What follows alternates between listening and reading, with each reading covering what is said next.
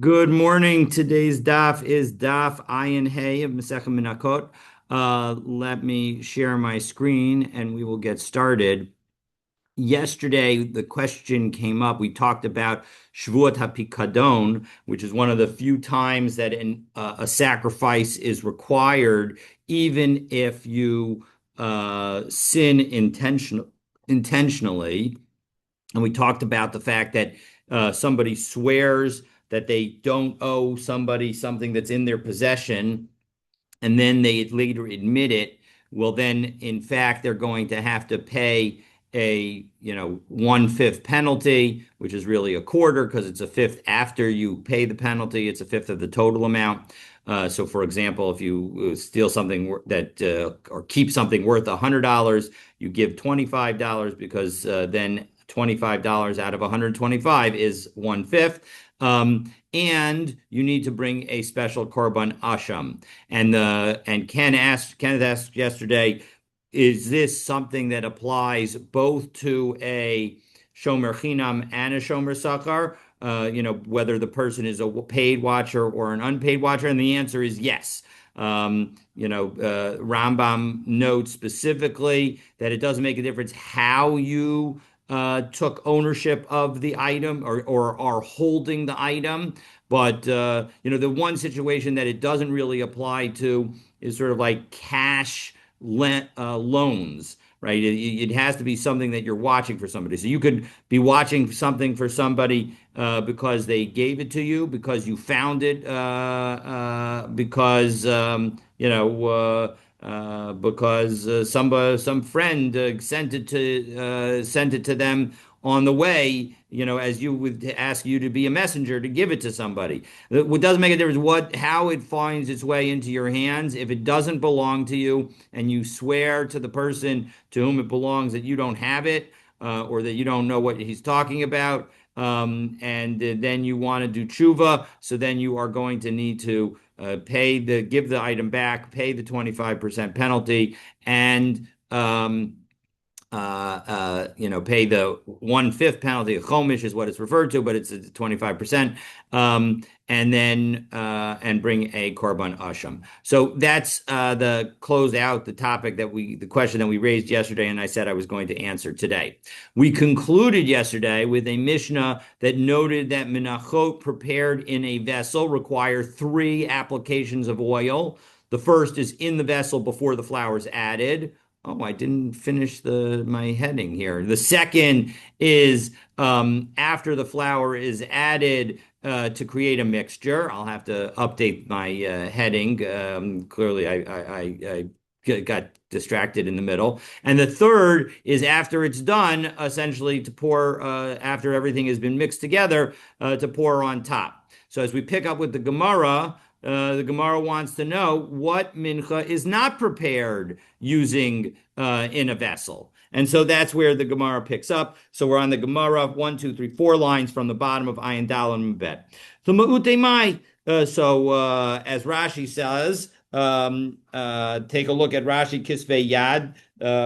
It's the end of the fourth to last medium line in Rashi on the bottom of the page. Again, we're in Rashi Kisvei Yad.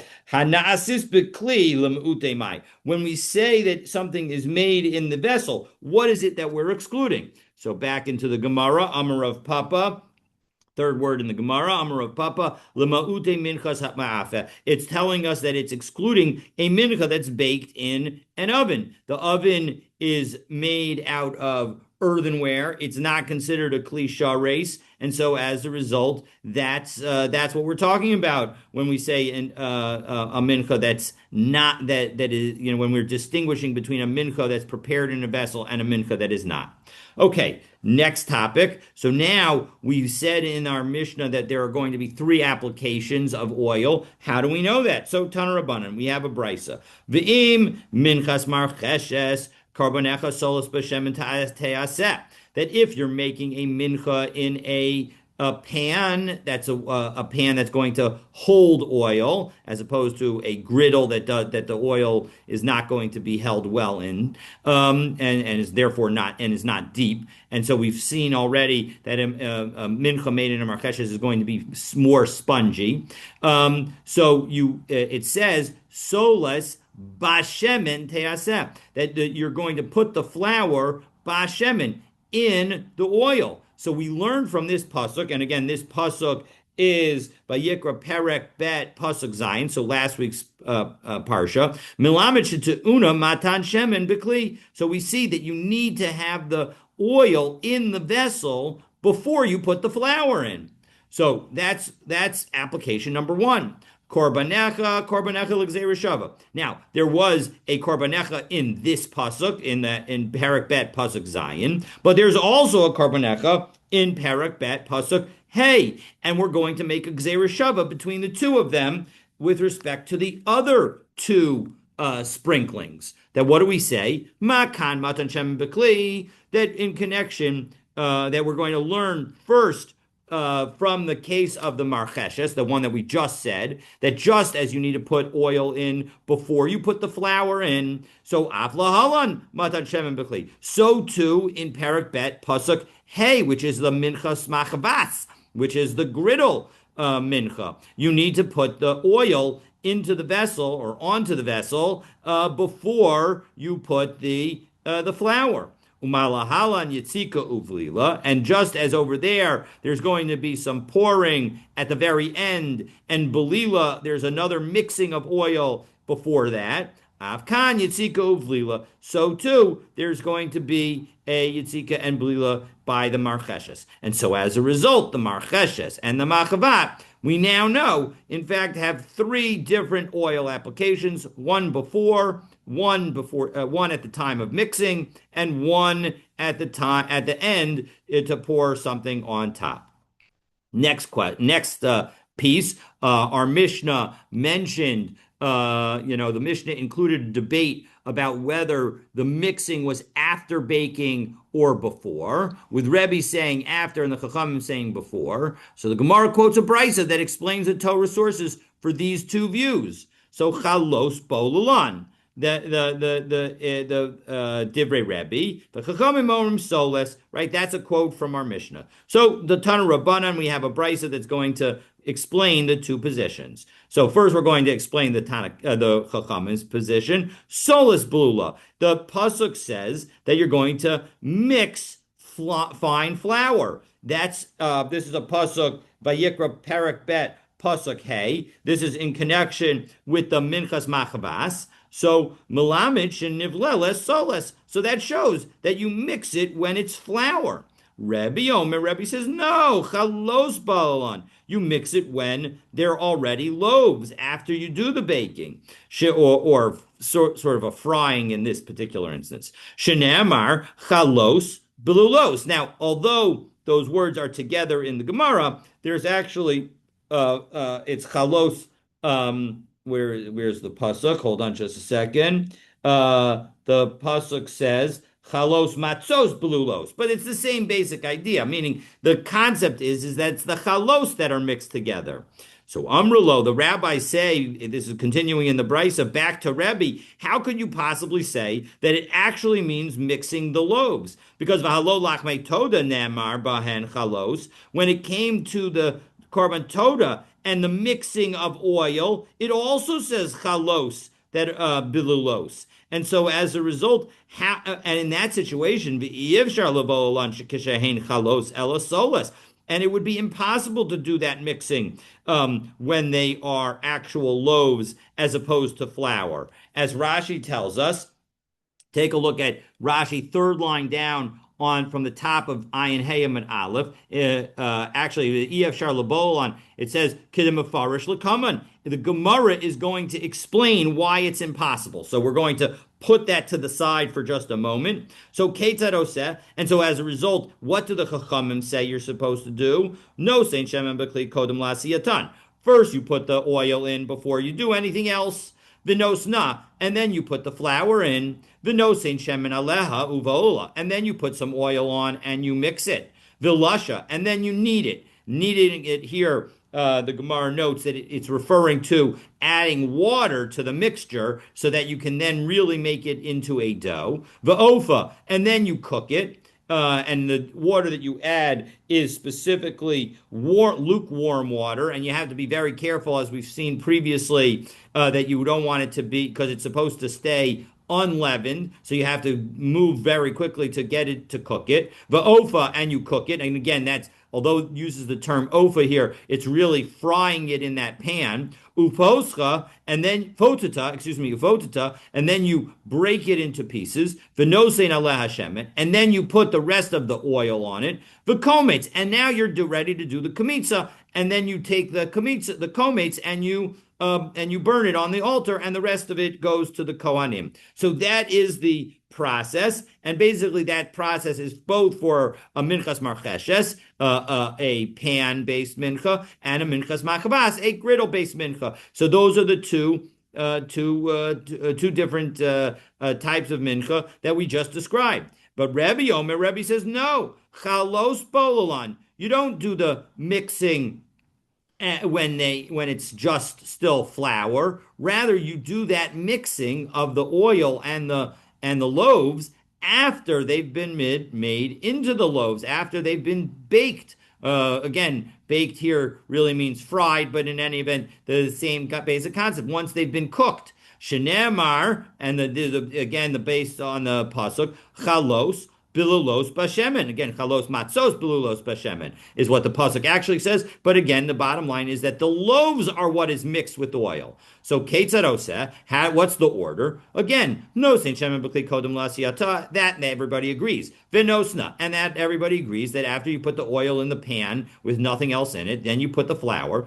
But now, vilasha, now you knead it, and meaning you add the water to it, va'ofa, and you bake it, ufotata, and you break it into pieces, and now v'notin aleh shemen uvola. Now's when you put the oil on and you mix it together. V'chozer v'nosin aleh shemen, and then you put some more oil at the end, v'kometz, and then you do the kamitza. So now that's the brisa. So we have those two different viewpoints. Rebbe has his order where you mix it after the mixing of oil and the loaves is after the loaves have been baked. Whereas the Chachamim say no, you do the mixing before the loaves are baked, when it's still a flour. And so now the Gemara answers the question of what did we mean? What did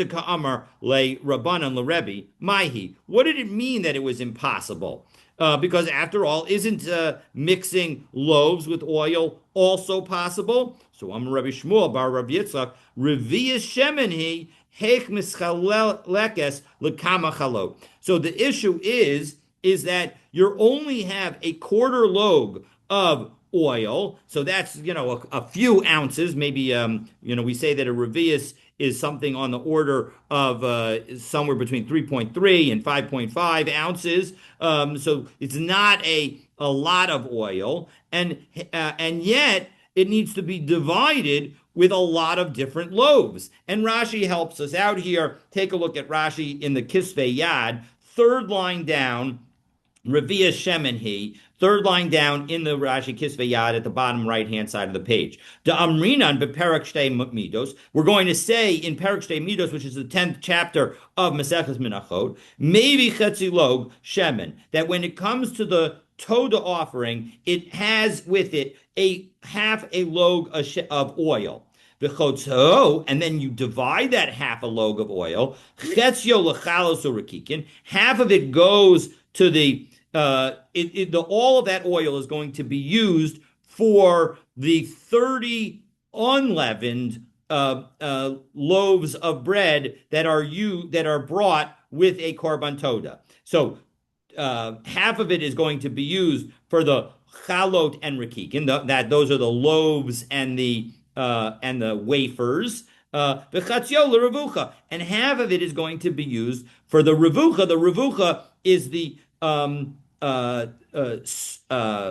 scalded bread where you put hot water on it effectively in order to cook it. It's sort of like a bagel is my understanding of it. Ubelach metoda havi shlosha minin shel matzah, because in the bread, in the loaves of the toda, there were three kinds of unleavened breads, and of course there was one kind of leavened bread. The leavened bread took half of the flour and used half of the flour, and the other half of the flour was divided among the three kinds of matzot. But when it comes to the oil, half of the oils is used for the chalos and rikikin, and half of it is used for the revucha, and none of it seems to be used for the actual leavened loaves of bread that would be included in a toda. So and what are those three shlosha minim shel matzah? They're the chalot, the loaves, rikikin, the wafers, revucha, the scalded loaves. Kida amrina lekaman, as we are going to see, and dechatzi halog. Halacha l'Moshe Sinai. That's the requirement for half a log is from Moshe. V'chalot urakikin shiva esronim pachot shalish. And the chalot and the rakikin together are a total of 7 minus a third. So that's 6 and 2/3 isaronim. That's how much flour is used.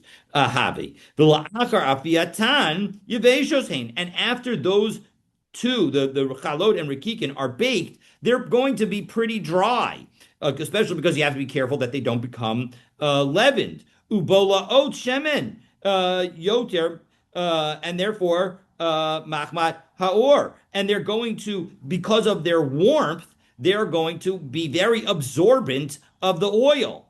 Urvia shemen lo safki lahu, and you won't be able to sort of use that little amount of oil. Remember, we're just talking about 3.3 ounces to 5 ounces of oil. That amount of oil for 20 different wafers and loaves of unleavened bread, that is not going to work. And so that's the argument that the rabbis were saying to Rebbe.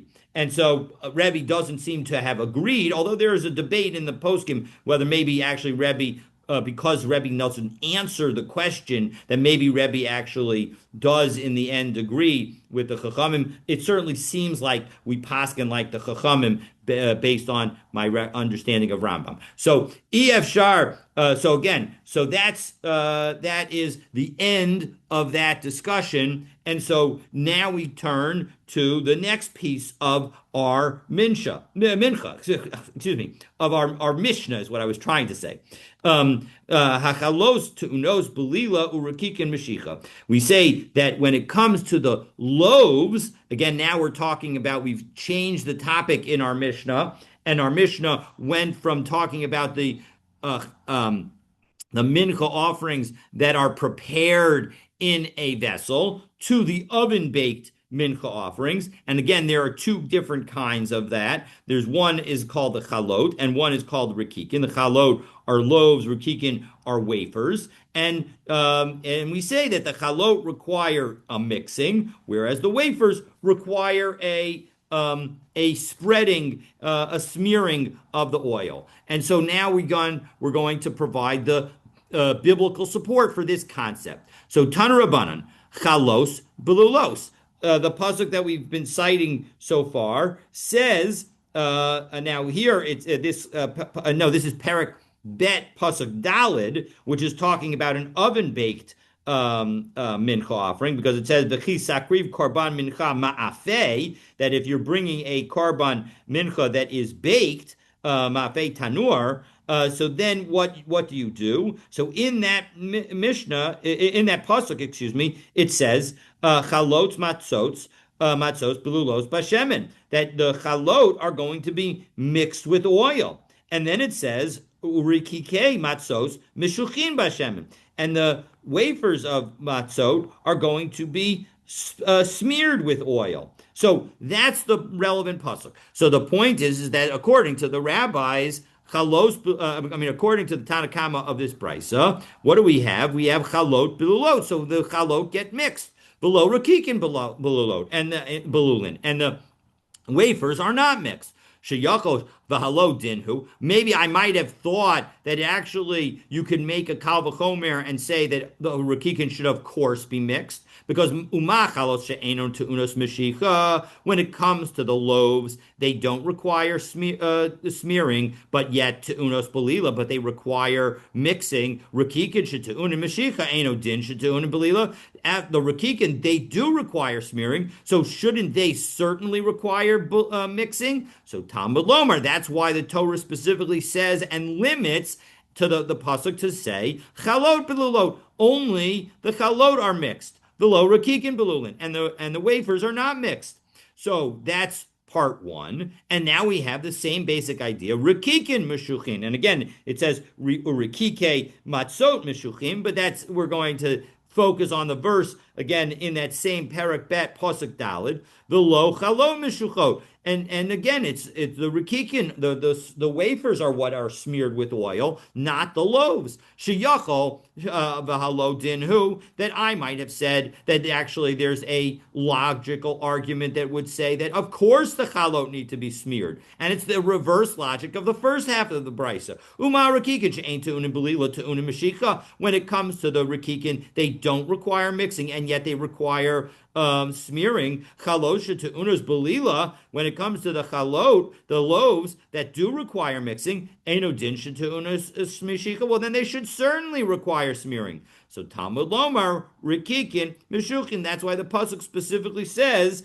urikike matzos mishuchin. It specifically refers to the wafers getting smeared. Velo chalot mishuchot, and not the loaves being smeared. So the Gemara asks, my Talmudah, what kind of derivation is this? Because on some level, you've just gone in both directions, sort of a bootstrapping almost. And Rashi puts it very nicely in the Kisvei Yad. So take a look at Rashi. It's from the top of the Kisvei Yad. It's 11 lines down, beginning of the line. Ma Talmudah, Dilma Gali Kra, Gabi Rekikin, Mishicha, Vehuadin Lechalot. Gabi Chalot Belila V'huadin l'Rakikin. That maybe when the Torah tells us that the rakikin, the wafers, require smearing, maybe it's really telling us, and the same thing is true for the loaves. And when it says with respect to the loaves that they require mixing, maybe it means that the same thing is true for the wafers. How do you know that it's all about distinguishing? So Amar Rava, lo lishtamet v'lichtov. Nah, it never changed from its writing, chalot mishuchot uruchikin belulin. It always tells us that the chalot, the Torah, 4 different times, in Shmot, Perek Kaftet, Pasuk Bet, in Vayikra, Perek Bet, Pasuk Daled, and Perek Zayin, Pasuk Yud Bet, and in Bamidbar, Perek Vav, Pasuk Tesvav, all of those times it says the chalot are the chalot are bilulot and the rakikin are mishuchim, and it never switched it around to say chalot mishuchot urakikin bilulin. If any of those times it had switched it, well, then I would say exactly what you're saying, that it's just telling us one way, but really you're supposed to do both. But because every time the Torah references it, it references the mixing only for the loaves and the smearing only for the wafers, therefore, that's got to be what it is talking about. And so as a result, that is how we know that that when it comes to the 2 oven-baked mincha offerings, the chalot mincha offering is one that gets mixed with oil, and the wafer mincha offering is the one that gets smeared with oil, and they don't have the other thing happen to them. All right. So Ketzad Moshchan, how do you do the smearing? Kimin ki v'hashar nechal. So you do a this shape of a key. Whether it's, I'm not exactly sure it's chi, ki. Anyway, the bottom line is that it's we saw that it's a Greek letter. Now, the Greek letter that Rashi described is an upsilon, is a U-shaped, because he gave the example of a tet or or the shape of your thumb separated from your pointer, which is then really more like a U. The actual letter ki in the Greek alphabet is actually an X. looking thing. So it's actually interesting that isn't what was said. An X on some level makes a lot of sense because you're trying to sort of outline get the whole loaf some oil, and so an X would do a lot of that. I don't know why people don't assume that that's actually what was the shape of the spreading, but it seems like most people are saying that it was some kind of U or shaped like a cuff, also just on its side type spreading. But in any event, so the Gemara asks, "My kamin key, what does it mean in the shape of a key?" And Amar Rav Kahana, kamin key Yavani, like a Greek key or kai. Again, I'm not sure exactly how you pronounce that, but in any event, that is the debate. All right, so now we said that the several times we've mentioned that Rabbi Shimon's view, one can divide the 10 oven baked mincha items between loaves and wafers rather than having all of them of one kind. So the Gemara quotes a brisa that addresses the application of oil in that case. So Tanurabanan, mincha ba mechza chalos umechza rakikin. If you have a mincha that comes half as chalot and half as wafers, so maybe log shemen v'chotzehu. You take a log shemen that you're going to supposed to bring with the mincha offering, and you're going to divide it in half.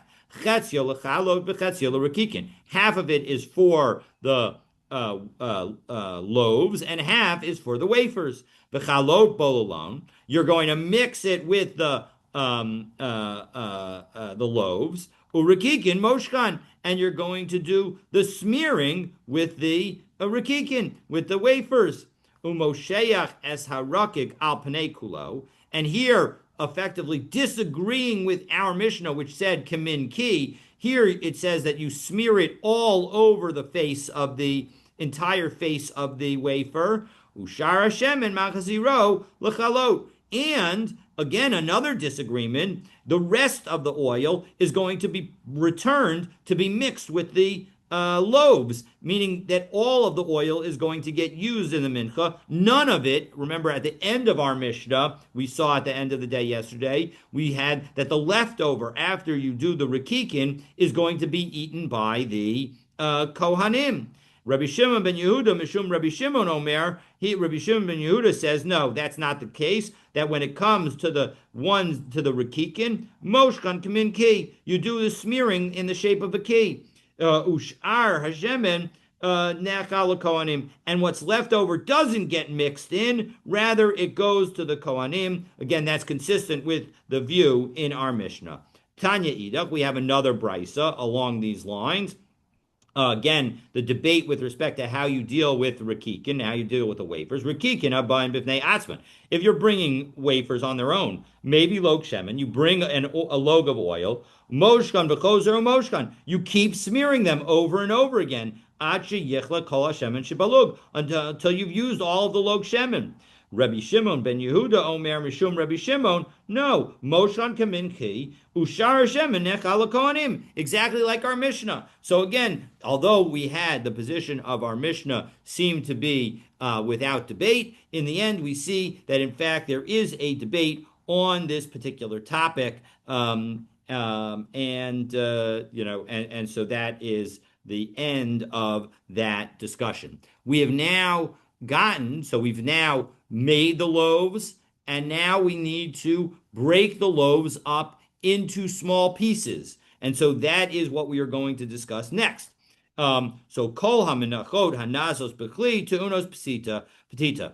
All of the mincha offerings that are made in a vessel, again, that refers to the minchas marcheshes and the minchas machabas, they are going to be broken into pieces. And we're going to see how in a Mishnah on the next Amud. But before we get to that, L'mu'utei mai, again, when we say that it's made in a vessel, what are we coming to exclude? So Amar Rav Papa, L'mu'utei shtei alechem b'lechem apanim. We're excluding the loaves on Shavuot and the showbread every week.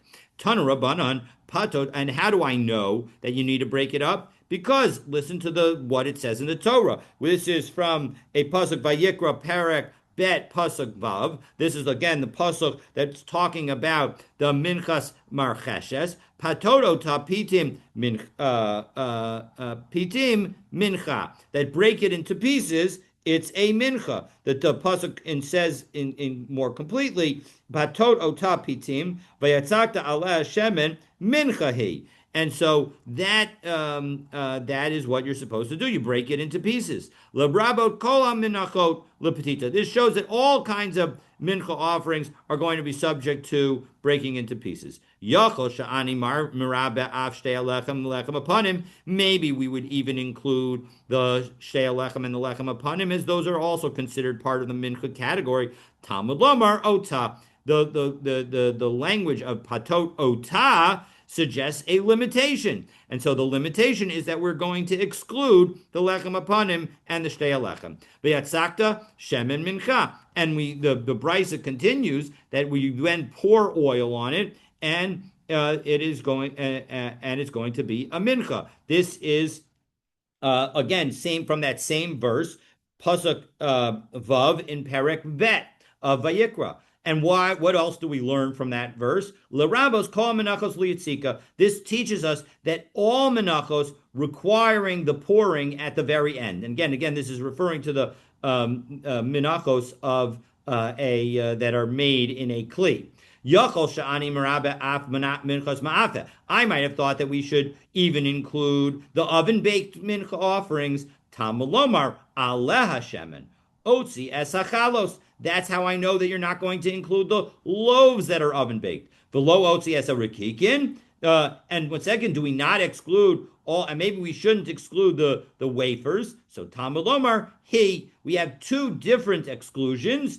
Aleha meaning on it, and it is. So both of those are exclusions, and so as a result, we exclude the two different kinds of oven-baked mincha offerings. So my Talmudah, what are you telling me?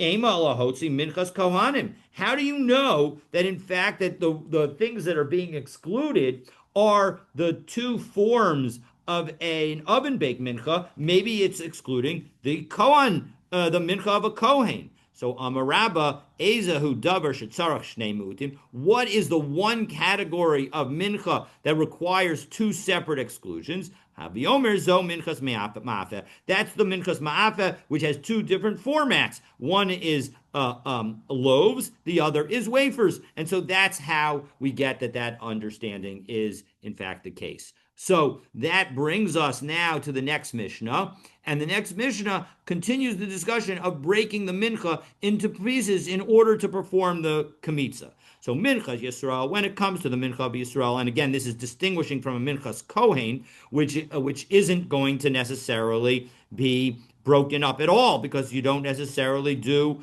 kamitza on it. So kofel echad l'shnayim, you fold it one into halves. Shnayim la'arba, and then you fold it halves into quarters. Umabdil, and then you separate it into those four pieces. Minchas kohanim, when it comes to a mincha of a kohen, kofel echad l'shnayim, ushnayim la'arba, you fold it into the same four pieces. Ve'ein umabdil, you don't separate it. Minchas kohen Mashiach, lo hayim akapla. When it comes to the mincha of a kohen gadol, that's brought every day, so that, the minchas chavitin, that is going to be not folded at all. Rabbi Shimon disagrees. He says, Minchas Kohanim or Minchas Kohen Mashiach ein behem petita. Well, there's no breaking into pieces of either the Minchas Kohanim or the Minchas of the anointed Kohen. So, and therefore, you're not going to need to fold either of them. B'mnei ein behen kamitza, because there's no kamitza. V'kol she'ein behen kamitza, ein behem petita. There's no need for breaking it into pieces because you don't have kamitza associated with it. The kulan potaton b'kazetim. And when you do break things into pieces, you need to break them into the pieces that are the size of an olive, meaning that there are two different kinds of arguments here. Rabbi Shimon disagrees with respect to the Minchas Yisrael about how many pieces you break it into. He says you break it into pieces until you get to the size of an olive. And when it comes to the Kohanim, he says you don't bother with it at all. So again, two different machlokot. Now you might be saying to yourself, "Hey, wasn't it Rabbi Shimon who said that you do kamitza of a minchas of a kohen?" You're right. There was a mincha of a kohen that you do kamitza for, but that was the minchas of chote of a kohen. In that situation, you do it. But he agrees with everybody that when it comes to other minachot of a kohen, you do not do kamitza, and it all is going to get burned. Okay, so let's go to the Gemara, and the Gemara quotes a brisa that provides the source for breaking the mincha into pieces. So let's take a look. So Tana Rabbanan, patot yachol l'shnayim. I might have thought that breaking in that pieces or break that means that you break it just into two pieces. So Talmud Lomar Pitim, that shows that you need to break it again. So now you break it into two more pieces. So that's four pieces. Again, the pasuk says patot ota pitim. This is a Vayikra Parak Bet pasuk vav. So you break it into pieces. So that double language is telling us that it's going to be four. So ipitim yachol yasena perurin. Maybe I should make it into lots of little pieces and continue even well beyond four. No, Tamalomar ota. That it says patot otim ota pitim, that you're going to break it into pieces. That's a limitation. Otala petitin velo petita lepetitin. You're going to break the first break into pieces, but you're not going to break the further pieces into pieces. So haketzad, how does that work? Minchas Yisrael, when it comes to a non-kohen, kofel echad l'shnayim u'shnayim la'arba, you break it one, you felled it one into two, two into four, umabdel, and you make sure that all four pieces are separated. Minchas kohanim, the kohen Mashiach, hayim makapla. And then the brisa continues that when it comes to the mincha of the kohanim and the mincha of the anointed kohen, you'd still do some folding. Whoa, you still do some folding for the minchas of the Kohen Gadol, Kohen HaMashiach? That's not true. That's not what our Mishnah said. V'ha'anantnan lo hayamakapla. Our Mishnah specifically said, right, it said when it came to Kohen Mashiach, lo hayamakapla. So how could you now say in this brisa that it was folded? So Amar Rabba, no, ain't a makapla la'arba. When our Mishnah said that you don't fold it, it means you don't fold it into four. Aval makapla l'shnayim. You'll still do some folding, so you'll fold it into two. You don't break it into pieces, but you still have to do some folding. Rabbi Shimon Omer Minchas Kohanim and Minchas Kohen Mashiach Ein Bahem Petita. And then our Mishnah had the disagreeing view of Rabbi Shimon, who said you don't break it into any pieces. In fact, he would say you don't do any kind of fold whatsoever. Now, but what he did say is when you do break it into pieces, you break it into pieces that are the size of the olive. And so Amar Rav Yosef derives from this an interesting halacha. Hi chavitza. When it comes to the chavitza, and what is a chavitza? So a chavitza is a dish that 1 second, let me find the relevant Rashi. I forgot to underline it. 1 second.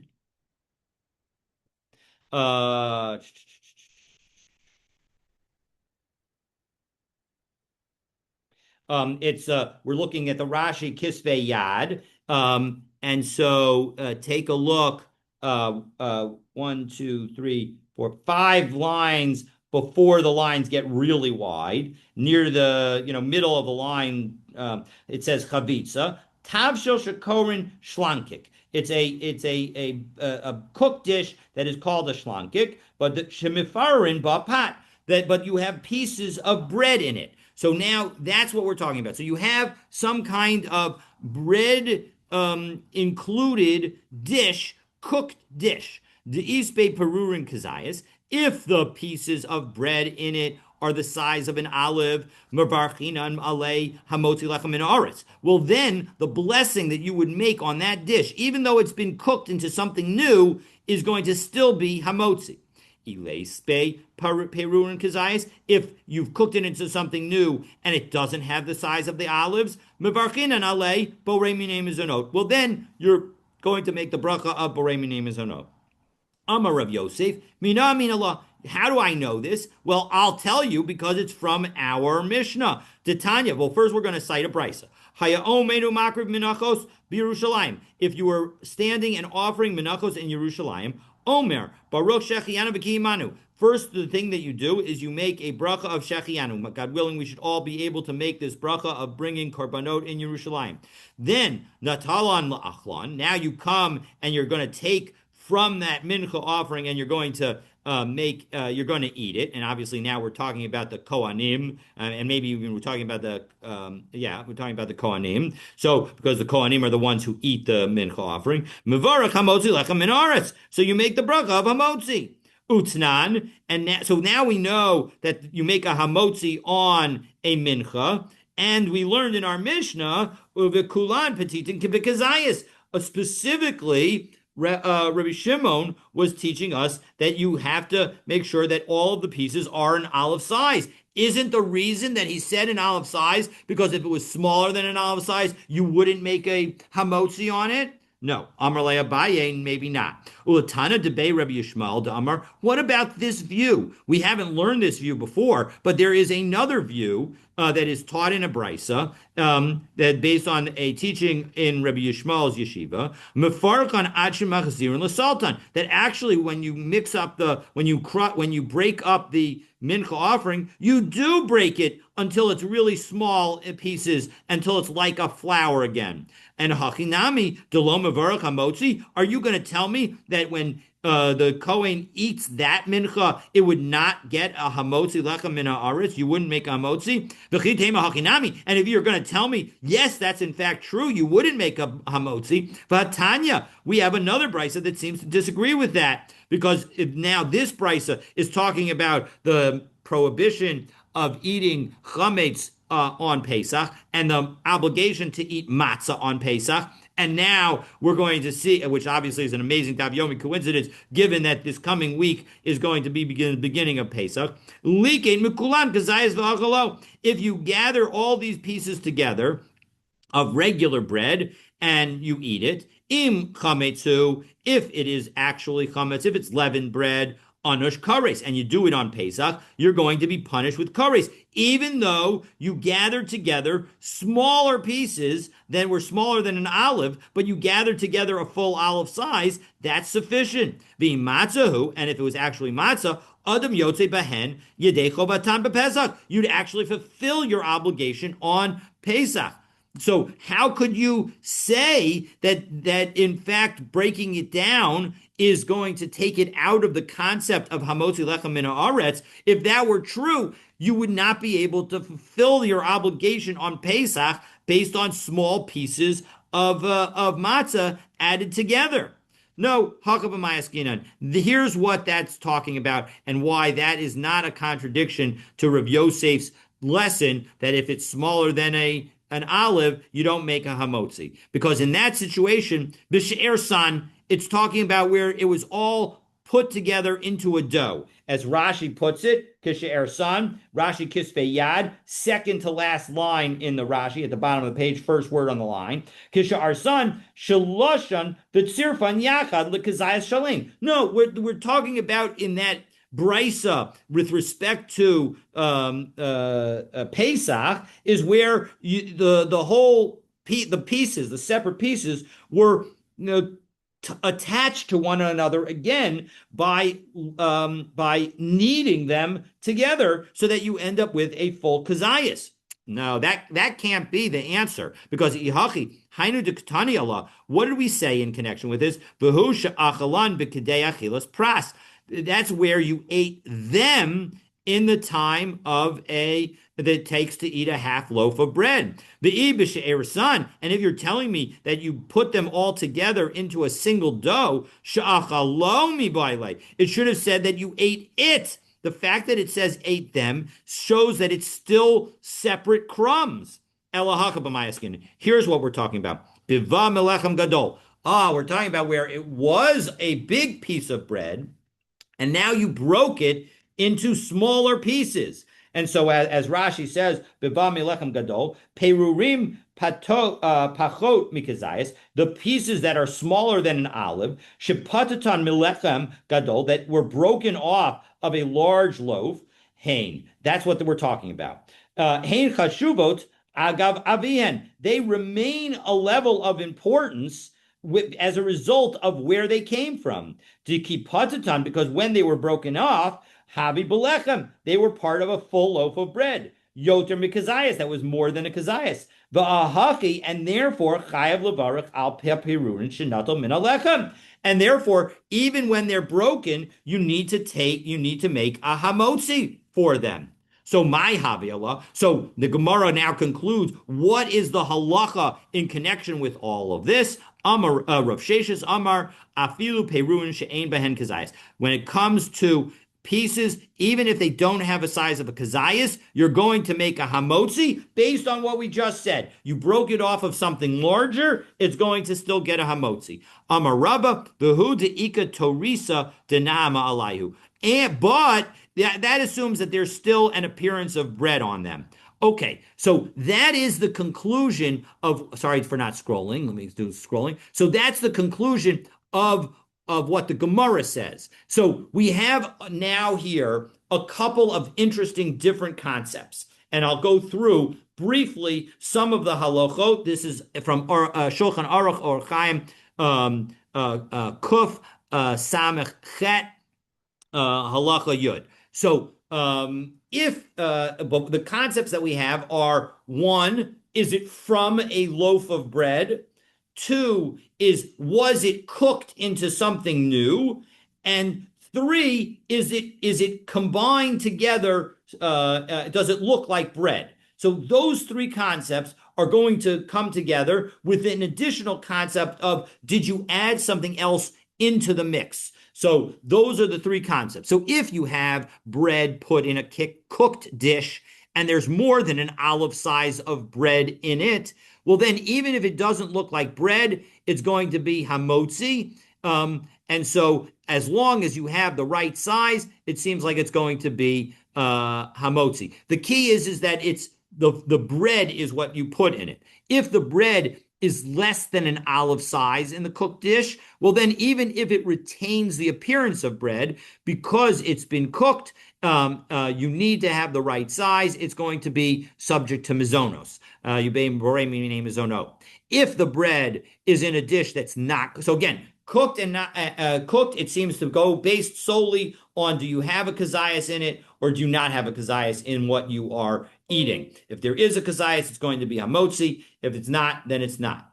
When it comes to something that's not cooked, well, now you need to have either size or appearance. Because you haven't cooked it, there's no further processing. As long as it's got the appearance of bread, or you've got the size of the bread, you're going to make a hamotzi. But if you don't have either the right size, meaning it's less than a kazayas, and you don't have the right appearance, well, then it's going to be a mizonos. And so that's the next three categories. Again, if the bread is in a dish that is not cooked, and it's, for example, connected with honey or a sauce, and there is more than an olive size, even if it doesn't look like bread, the bracha is hamotzi.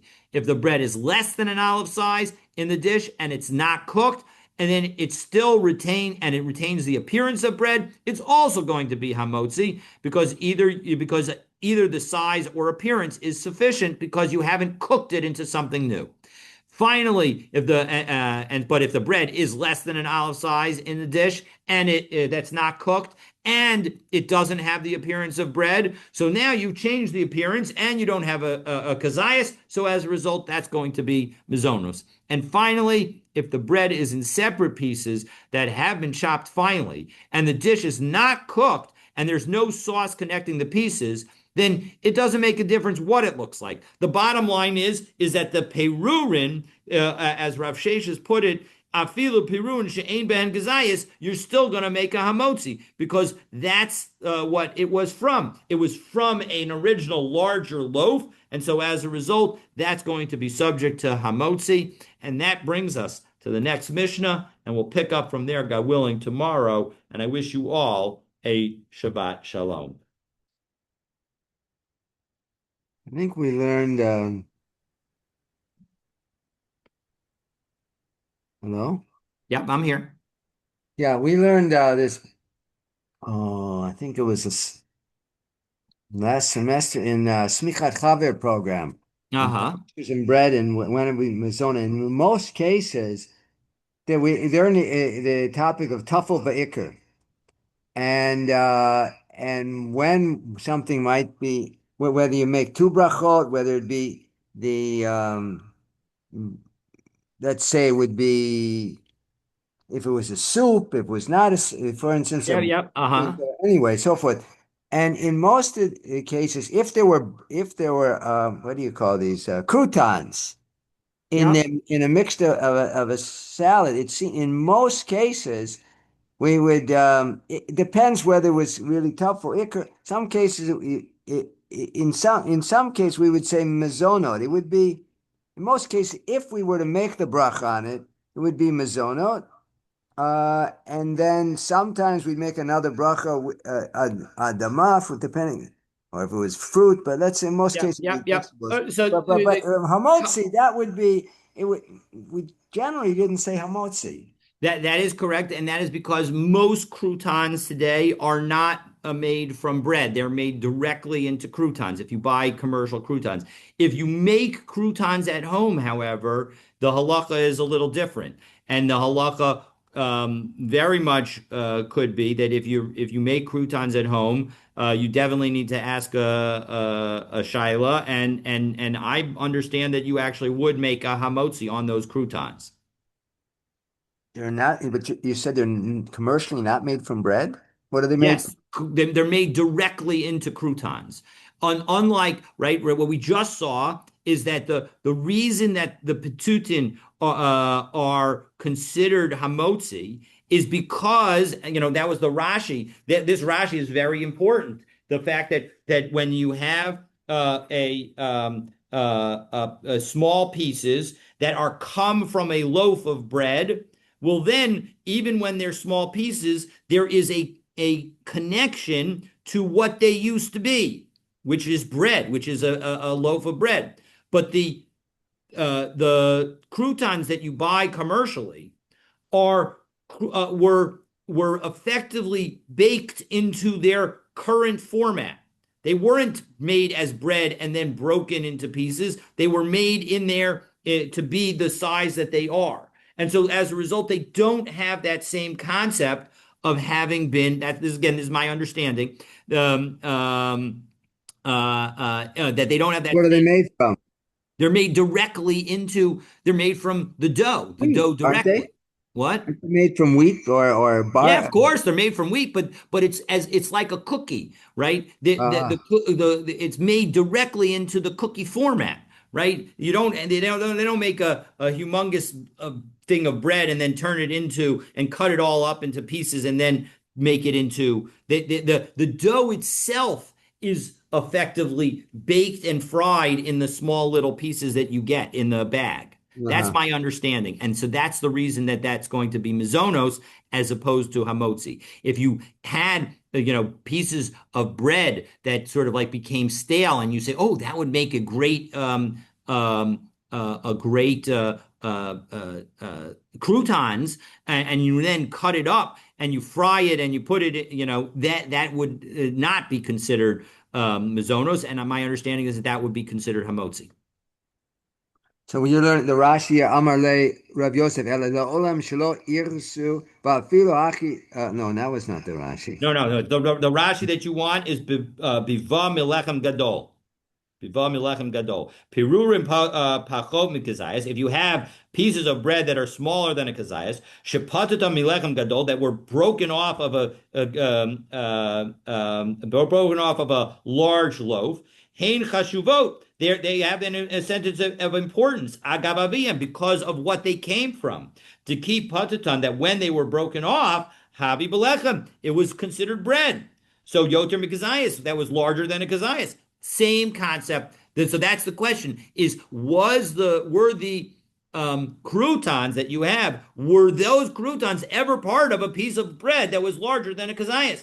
If they were, then you would have to make a hamotzi. If they weren't, then you wouldn't. And my understanding from a commercial perspective is that the commercially bought croutons were never part of that larger loaf that would be a hamotzi, and as a result, that's why you make a mazonas on them.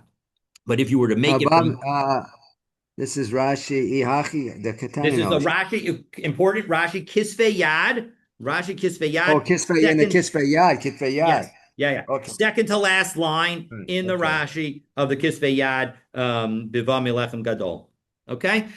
All right.